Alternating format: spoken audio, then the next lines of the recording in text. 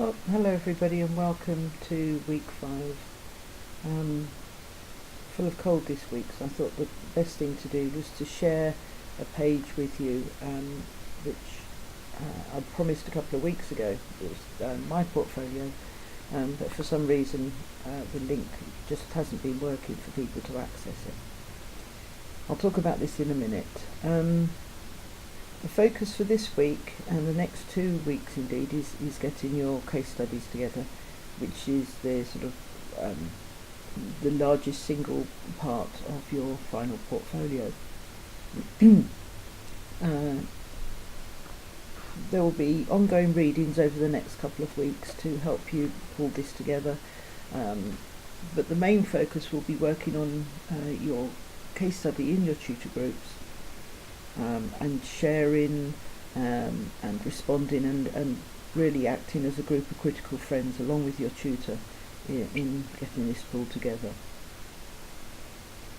So you've been sort of gradually working towards this over the last couple of weeks, and the readings have been prompting you towards thinking about the sorts of activities that you do, and the challenges you face.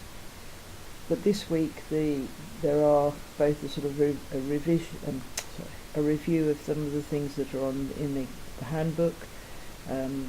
There's some prompt questions that we found at this point in the course are useful to just make you stop and think about what it is you do that you can capture for case studies. And as I say, there are examples, and I'll talk you through mine in a moment. It's really important that you look at each other's, but recognise that everybody will be slightly different, and there's no one right way to do a case study, and indeed there's no one right way of recording it. You might want to use Mahara, a collection of PDFs linked together. It could be a website, WordPress, a blog, even video with links. You might want to record something through Adobe Connect or whatever platform you have. Entirely up to you. The only thing I think we probably wouldn't expect is just a file full of Word documents with evidence attached, because that's a real sort of chore and sift through for tutors to put it all together. So however you do it, it needs to sort of flow and hang together as a single submission. So I thought I'd just talk about mine.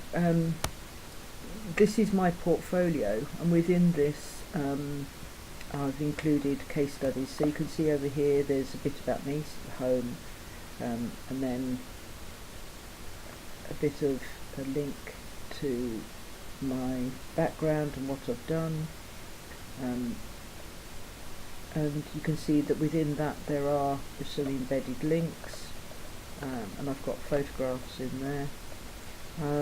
Current roles and duties, that goes right back to week 1, as does the diagnostic tool, and I've uploaded there. And then the specialist outcomes, this is really the case study, and you can see that I've split that into the 5 separate outcomes. So each page was about one of those specialist outcomes. So the project that I was talking about was called Promoting Excellence in Teaching and Learning, and I linked it to other papers here, to some presentations and so on. So there's lots of different things in there. Specialist outcome 2 is planned and led academic development processes. Specialist outcome 3, and you see here also I'm linking across to the values. For me that was a useful way of meeting not just the case study requirements, but also demonstrating the values that you have to demonstrate across your portfolio. But you can come back and do that. That's something you can come and add in at a later stage, and so on for each of the 5 outcomes. So monitored and evaluated effectiveness, and again just links in here,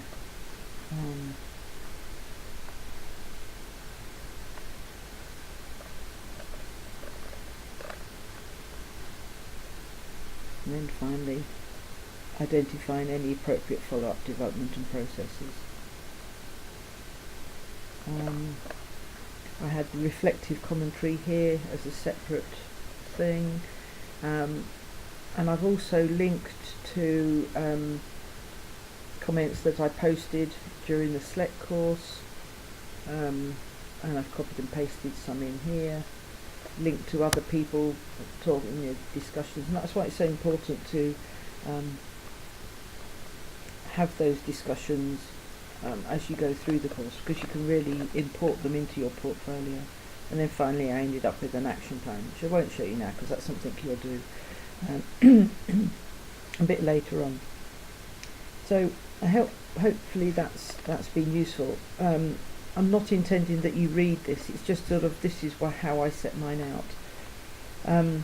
So you need to think about whether it's accessible, and clearly I've had issues with my links, but at the time it worked just to share it with my tutors.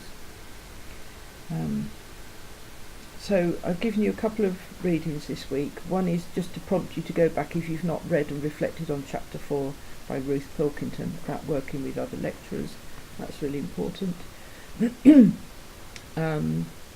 The other thing to read is one of two chapters. You can, nothing stop you reading both, but one of two, and I've included a couple which seem to be most pertinent for some of the issues that people have raised in responses and in forum. Okay, so please get in touch with your tutor. Look on this week as being the time when you really pin down which case study you're going to focus on. What you don't want to do is spend a lot of time working something up and then we say, well, you haven't really got the right sort of evidence. So try and sort it out now. If you've got any questions, please get in touch, and then I'll post responses around questions about case studies as an FAQ on this week's tasks.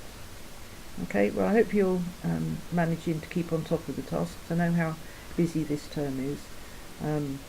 But please, get in touch and let us know if things are getting on top of you, or if we can clarify anything. Hope you enjoyed the readings and getting your case studies together this week. Speak to you soon. Bye.